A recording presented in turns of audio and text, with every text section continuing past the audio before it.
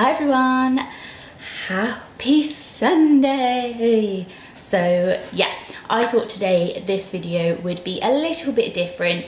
It's going to be a haul video but with recent books that I've bought.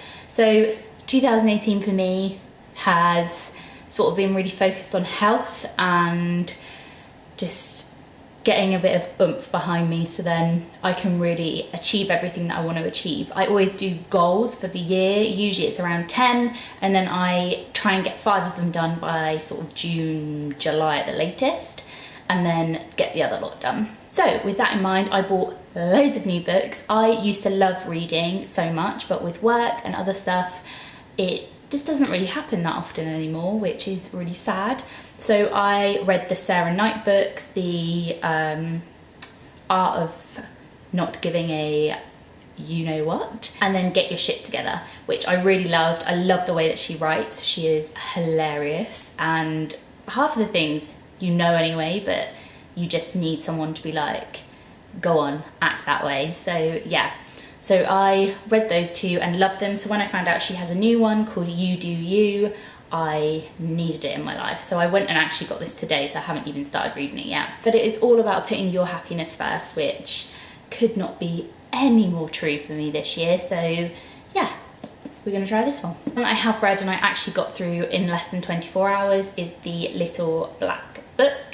So this is sort of a toolkit for working women. It's split into loads and loads of sections. One of them is like building your brand. So it talks about dressing the part, and then one of them talks about self-promoting and how you need to boast a bit more about your successes. I am definitely guilty of that. So yeah, I read this and I was like, that's really cool.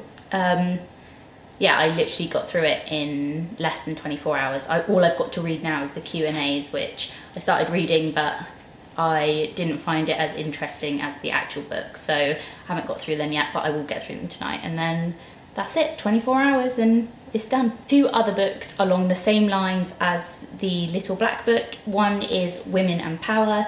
Again, it's sort of about structuring your life and working and doing everything you need to do as a woman, getting like pay rises, all that sort of stuff. So yeah, I'm excited to read this one. I'll let you know how I get on. And then the next thing I'm going to move on to is the Working Woman's Handbook. So it's like ideas for creatives and stuff like that. And sometimes I feel like I have a massive creative block. So I think books like this are really going to help me sort of push through that and start to think of new ways of doing things and get a bit more creative, which is never ever a bad thing. So they're all self-help books, and I am not one of those people that read self-help books for the help. I just like to see how people do things and how people work and different perspectives of things. I think it's always good to put yourself in someone else's shoes and just get a bit of creativity. So yeah, those books are ones that I sort of semi-live by when I read them. Or the Sarah Knight ones, it's literally just because of the way she writes. I think she is so funny. So that's the reason I read those, but not that I need to justify why I read self-help books, but there you go. So those 4 are the main ones if you fancy reading anything similar to that. And another one I bought today is Davina Mccall's Sugar Free in a Hurry, which has loads of like sugar-free recipes, which I'm so excited.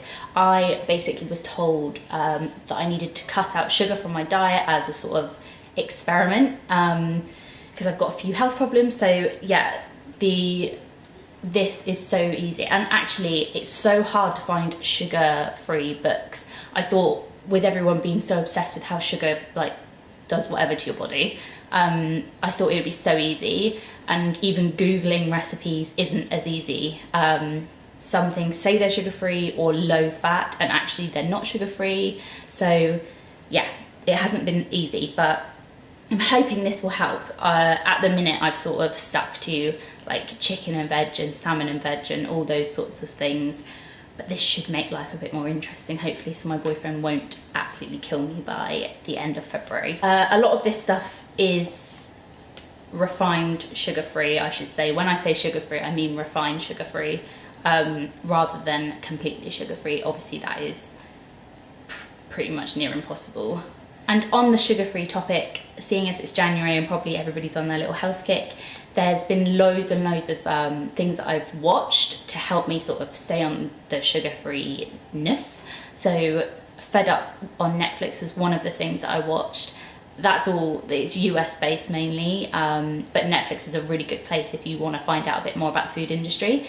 It also scares the hell out of you if you believe everything, but yeah, it gives you a wider perspective. So it could be a good one. So that is it from me. I said it would be a bit of a random one and a very quick one, but for anyone who's interested in sort of books, it could be a nice one to pop in every now and then. So let me know down below. Don't forget to subscribe and like and all that stuff. And this makeup look is going to be up, I think, next week now. So if you want to see this, then you have to wait till next week. So make sure you subscribe. See you in the next one. Bye.